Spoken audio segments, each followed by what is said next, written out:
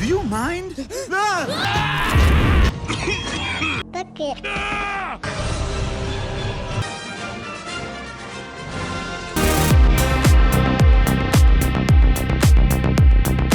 Hey everyone, welcome back to the channel. I figured in honor of Lightyear coming out this week, I would rank my top 5 Pixar films. But before we dive into what my top 5 Pixar films are, if you are a fan of 4K Blu-ray reviews, film reviews, lists like this, television reviews, video game reviews, maybe some tech reviews, we do them all here on this channel, so make sure you hit that subscribe button and you turn notifications on. So Pixar is a big part of a lot of people my age's lives. I am 30 years old. In 1995, when Toy Story first came out, I was at the perfect age. I don't think I saw it in the movie theaters, but I know I saw A Bug's Life and Toy Story 2 in the movie theaters, and that was just a huge part of my childhood. I am a huge Toy Story fan.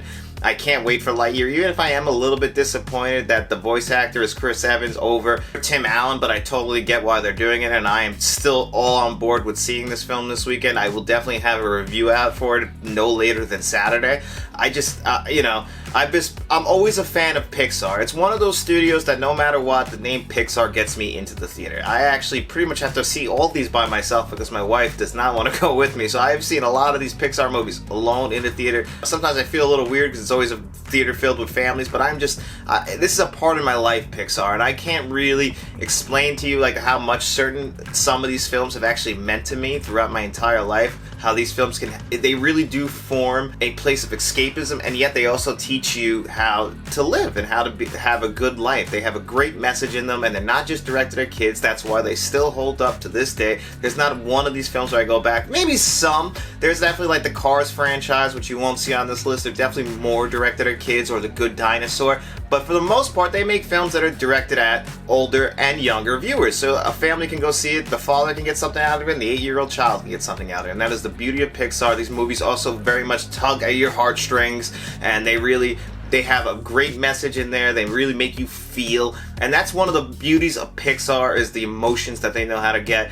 The scripts are amazing. It doesn't matter that it's animation. I've heard that a million times from people that, oh, it's cartoon, it's for kids. That is just not true. If you're not watching Pixar, I promise you, you're missing out. And Pixar had another great film that won't be on this list that came out earlier this year, Turning Red, that you should check out. They give a lot of directors shots at this to tell their stories. They are very big on making sure that everybody gets represented in their films, and that is just such a commendable thing from such an amazing studio. You always hear how great it is to go visit Pixar, and one day I really hope that I have that shot myself, because I just want to express to somebody there how much they have meant throughout my entire childhood and now in my adult life. The fact that I can't wait to see a Lightyear movie in 2022 when their first film came out in 1995, that tells you everything you need to know about Pixar. But I've been rambling on, and I just want to dive right into the list. So we're going to start right now. And number 5 is 2015's Inside Out. This one's directed by Pete Docter, who also directed last year's Soul, which is another great film, and his films really do explore the human mind. Inside Out is exploring the emotions of a young girl, Riley. It explores the emotions in her head, with the lead being Amy Poehler, who plays Joy. And Joy is accompanied by other such characters as sadness or anger. But she also has to learn, so what this film is trying to teach you is how you transition from a child to a teenager, and how your emotions change. Like, when you're a child, joy is the number one, that is the lead. But as we know, as we get older, depression starts to creep in, and sadness starts to become a little bit more powerful, or anger. As in your 30s, anger and sadness are probably number 1 and 2. Joy is probably getting a little bit lower. So this movie is showing you what happens, how our imaginary friends like Bing Bong, how he is, he's starting to fade away from our memory. And in a very sad scene, losing your imaginary friend, and this movie really does tug at your heartstrings when Bing Bong eventually, he gets lost. But he lets Joy go, and it's such a beautiful scene, and it takes place all in a child's mind, and this is just the beauty of Pixar. Incredible animation in this film. At that point, by 2015, Pixar is definitely the leader in animation with the help of Disney Animation Studios, since they own them. Every film is always elite forward in animation, and I remember being in Inside Out and just being blown away by how beautiful the animation is. And before we move off this, there was one joke. I was the only person in the theater, and the theater was sold out, that laughed at this, and that is when the one character flies by, hits the one cloud, and the guy goes, Forget it, Jake. It's Cloud. and I was just like, we got a Chinatown reference in Inside Out? And I was laughing, and nobody else cared. I always thought it was just awesome. You know, I guess I'm the only idiot who really enjoyed that. But anyway, Inside Out is my number 5. And at number 4, we have 2008's WALLE. So WALLE was directed by Andrew Stanton and came out in 2008. And at the time, I remember this movie being such a huge hit. And I thought it was a lot of people's favorite Pixar movies. I saw it in theaters. I loved it. But then lately, over the last few years, it has somehow like fallen. Like a lot of people, I haven't heard as much appreciation about WALL-E. They say it's boring. They don't like that the first, I believe, like 30 minutes have no dialogue. But that's part of what makes this film incredible, is that you get wrapped up in WALL-E's world. He lives on Earth that has now been, it's been abandoned because of no life. The life is now living on ships that you can't grow any plant life, and you know, plant life is what puts out oxygen, and then we give it carbon monoxide, and that's the circle of life. That's how it works for us here on planet Earth. So they had to leave. They live in a ship. They're all massively like obese to this point where they don't even move at all. But he's a garbage droid pretty much. He's on Earth. He's taking care of everything. He's just putting everything in the big blocks of garbage. He collects his favorite stuff. He brings it home with him. He likes to watch old movies. He likes to, you know, everything he finds, he leaves it. It holds some kind of special meaning to him. And you get wrapped up in what his world is. And then his world gets flipped upside down and he falls in love with Eve. And if you would have told me I would have just loved a story between two robots, I would have called you a liar. But you know what? I do love this film, and I do love their relationship, and you just hope towards the end that they end up falling for each other, and they get to live happily ever after. Where the human characters all take a back seat to this, even though they have a very compelling story going on, one that still rings true 14 years later. So it doesn't even matter what story you get more invested in, but the story of WALL-E and Eve really does work for me, and personally I get emotional every time I watch it. That's why WALL-E is my number 4. And at number 3 we have Brad Bird's 2004 The Incredibles. So The Incredibles was a huge deal when it came out. It's still a huge deal now. It's gotten a sequel that came out a few years ago, which is not as good as the first, but has some incredible animation in it. That is the one flaw of The Incredibles, is that the animation all these years later is pretty dated. You know, technology is technology. We're talking about technology that is 18 years old. It's still fun to watch though. That's where the story holds up. This is the best Fantastic Four movie we ever got. Mr. Incredible is great. Holly Hunter plays Elastigirl perfectly. The kids are all great. Jack steals the show. He would eventually steal the show in the second one for sure. It's a family drama trying to deal with being superheroes in the real world. We have to blend in. We want to give our kids the best lives, even though they're superheroes too. They have our genetics, and it's just dealing with a midlife crisis at the core of it. You know, that's one thing. If you were a parent and you went and saw this theater in 2004, you could definitely relate to Mr. Incredible being in a dead-end job. He hates his life. He has to go home to his family. He puts on the happy face, but he's not really happy. He misses being a superhero. And with him and Samuel L. Jackson's character, they like to go out and fight crime on a hobby and just cover it up as bowling. And hey, you know what?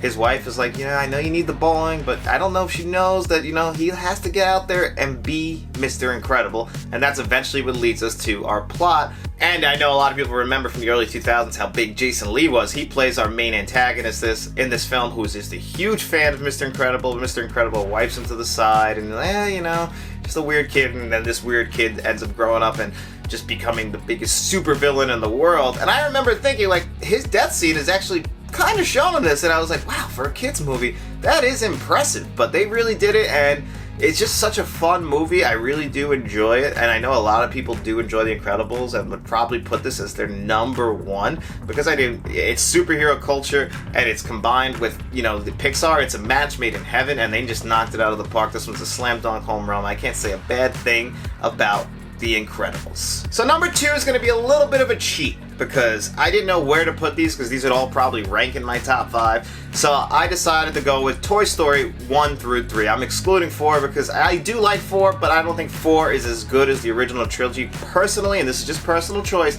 I would have liked them to end it at 3. It just had that storybook ending, and it just really ties into, they literally targeted this at me. It's unbelievable, because I graduated from high school in June of 2010. And that's when Toy Story 3 came out. So if you don't think I was crying in that theater when I saw that movie in 2010, you're out of your mind, because I saw all of them. I saw in 1999 Toy Story 2. I saw Toy Story 1 when it came to VHS in probably late 95, early 96. It's just, these movies have been with me my whole life, and as I'm becoming an adult, Andy's becoming an adult, the toys they have to go, the scene with the incinerator in Toy Story 3 is incredible. Now, if I had to pick a favorite of the 3, you know, Toy Story 1 definitely holds the nostalgia value because I saw that definitely the most, and you know, it's the one that started it all. It's the one that started Pixar. How do you not give the one that started Pixar the credit? Or Toy Story 3. Actually, my personal favorite is the middle child, and that's Toy Story 2. I just think that's probably just the funnest movie, and yet somehow Jesse's song will break you down to your core when you're watching Toy Story 2. That's placed in the middle of this great story, and it's also, it hits you. It really does, because yeah, you never think about the toy, but you know, you could use that as an allegory for a friend that you left behind. As you age, as you get older, you move on from certain people, and you know, this is her moving off her toy. And I also love the little thing about possibly that Jesse's owner was probably Andy's mom. I do love that. I don't know how true that is or if it's been confirmed, but that is one of my favorite. Like, okay, that would make a lot of sense, and it would be really cool if Andy's mom had her own cowgirl figure, just like how her son Andy has Woody, and that would explain why she always gave him the Woody toy, because that, as we know, that was her. So I love that little tie-in. Also, this has one of my favorite scenes that just make me laugh out loud towards the end of Toy Story 2 with Buzz Lightyear and I'm drawing a blank on what the villain's name is, but they're having a catch outside. They're both toys, and Tim Allen doing the voice where I'm gonna have a catch with my dad, and they're just, good job, son, throwing the ball back and forth. I'm telling you, I still laugh at that to this day. It's one of my favorite scenes in any movie. Forget just Pixar. It's just great that they threw that little joke in, and I believe this might have been the last Pixar movie where at the very end they do credits and bloopers for the toys as if they were acting, like even the villains get in on it. So I always thought that was pretty cool. They stopped doing that. They actually, no, I'm wrong, because they did do that in Monsters Inc. also. So Monsters Inc. in 2001 might have been the last time that they did that, but that was something that Pixar used to do. I would love to see them bring it back. It's just a nice little nod. You know, even regular movies don't do that anymore. But I always thought that was pretty cool, and Toy Story 2, out of the three, is my favorite, but the entire original trilogy of Toy Story films are overall my number 2. And number 1 for me is 2017's Coco. And this actually surprised me. I swore nothing would ever pass Toy Story just on nostalgic values alone, but I went and saw this movie in theaters alone in 2017, and I think I cried 3 times. Probably each time they ever played Remember Me, because each version that they play Remember Me in this song is a different tone, so that actually like will affect you in different ways, but every time it got me. This movie really got me emotionally. It's beautifully animated. I still think that this is Pixar's most beautiful looking film, the most beautiful looking animation. That's just because the colors really pop. The very use of orange over the bridge is amazing, but they also have a lot of other colors that just really pop off the screen, and I actually have the 4K Blu-ray of this, which is amazing. And really, this is one of the first 4K Blu-rays I ever pre-ordered, because I saw this in theaters in IMAX, and I couldn't wait to get this home and see it. I was just starting to collect 4K Blu-rays in 2017, and this was one of my first that I ever pre-ordered. I had to have it day one. I watched it the second it came out, the 4K Blu-ray. I actually loved this movie so much that even after I saw it the next day, I went back with my wife. I called her on my way out of the theater because she doesn't want to go with me to everything, and she just has this thing with animation. And I was like, you have to come see Coco. You're gonna love Coco.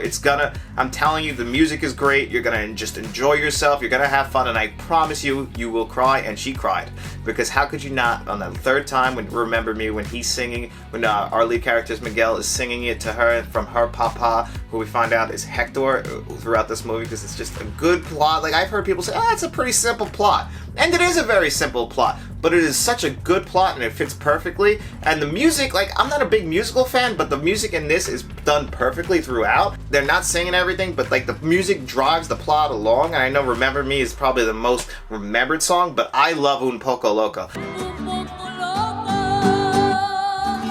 That is probably my favorite song from this film. I actually I have it on my playlist. It's the only one I don't have Remember Me on my regular playlist I listen to every day. Un Poco Loco is the only one from this film I have on there. I just really enjoy it. Both the Spanish and English version, they're both great.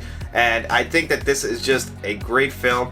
It really is talking about the Dia de Muertos, as they call it in Spanish culture, is in Spanish culture is what they're celebrating here is you pay tribute to the dead, and that's what this film is exploring, and it's done so well.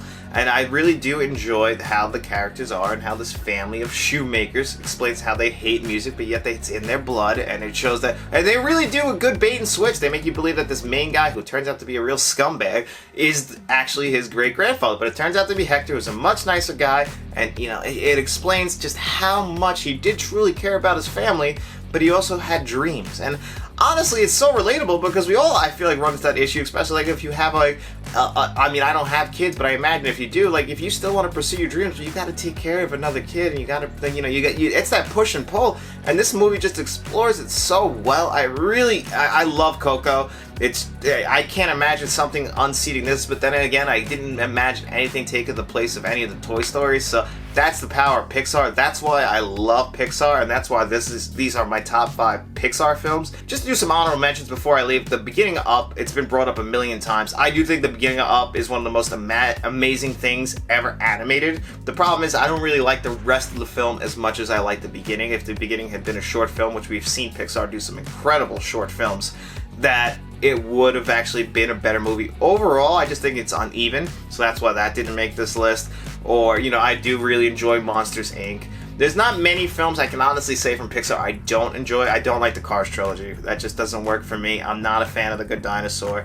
Those are just not my kind of films. And I did like Onward from a couple years ago. That was a pretty good one, but that's kind of lower tier Pixar. But for the most part, I'm always looking forward to see a Pixar film. I'm a day one ticket buyer no matter what film they put out. And these are my top 5. I really hope you guys enjoyed my top 5 Pixar film video. And if you did, make sure you like, share, and subscribe. And you tell all your friends.